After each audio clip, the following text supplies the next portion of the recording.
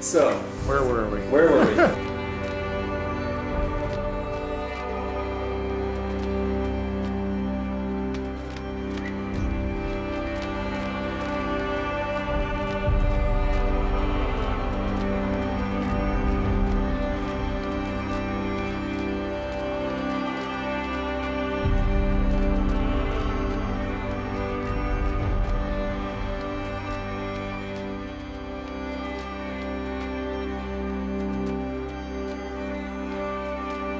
I'm Jeremy Kasper. I'm the director of the Alaska Center for Energy and Power at the University of Alaska Fairbanks.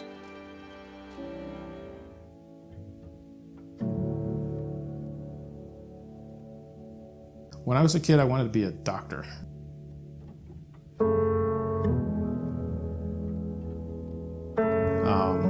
I don't think I knew what a doctor was.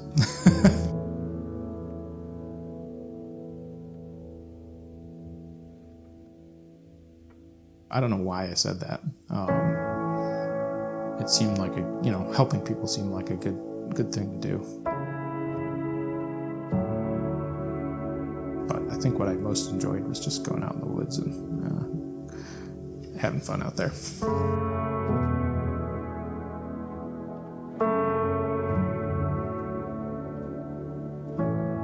What's at stake is the future of our state. We're seeing external pressure basically to divest in fossil fuels. We got to figure out what that looks like.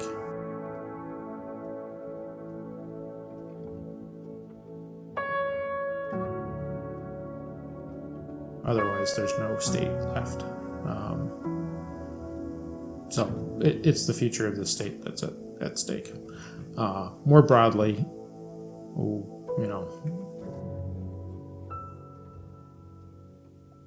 given climate change, we don't know what the future of the country looks like, and we got to figure out how to deal with that. And energy is a big part of that. There's only so much resiliency available. I mean, if it just keeps beating you down, like consistently high energy prices, you can only get back up so many times.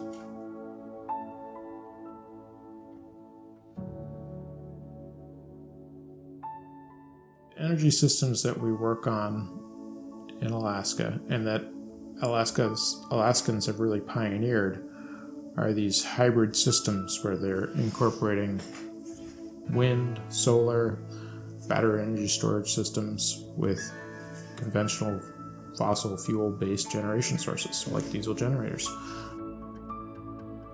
With ACEP and energy research, the impacts are pretty immediate. If you can make something work, then it's like, oh yeah, you see it works, and then you're on to the next thing. We are really good at getting out information, so we're facilitating conversations.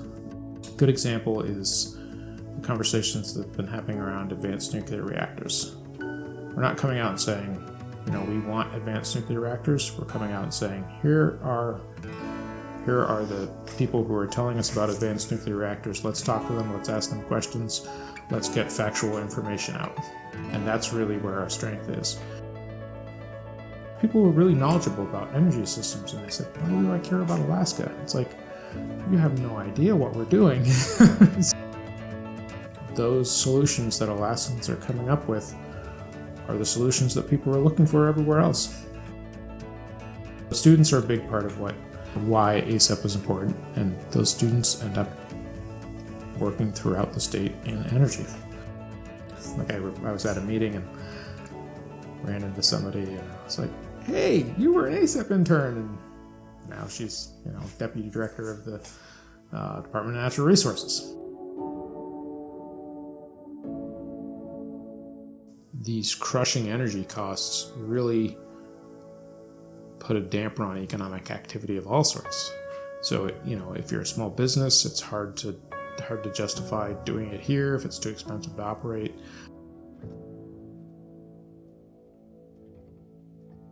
Energy is fundamental to our economic activity. if energy prices are too high, then that is just, it's a damper on people being able to stay here. It's a matter of kind of putting yourself in someone else's shoes. Energy costs are half your budget, and you got kids, you might have to make some tough choices.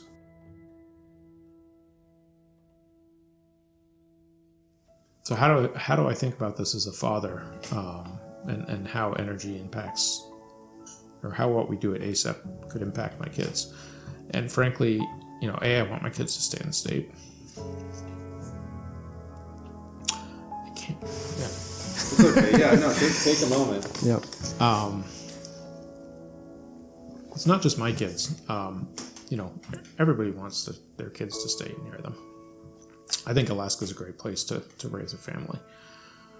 But if it's not affordable in Alaska, kids can't stay here. And it's not just because they it's hard to pay your bills. Yeah, if energy is expensive, it's hard to pay your bills, but you're not going to have any jobs here.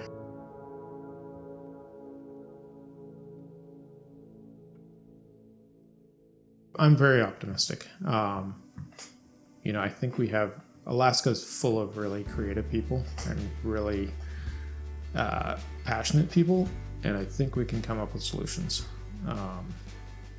There's no shortage of big ideas in Alaska, and which in this case I think is a good thing. I think we've got folks who they're coming at it from all political spectrums, and they're trying to come up with a solution. And I think that's Alaskans shine at doing that.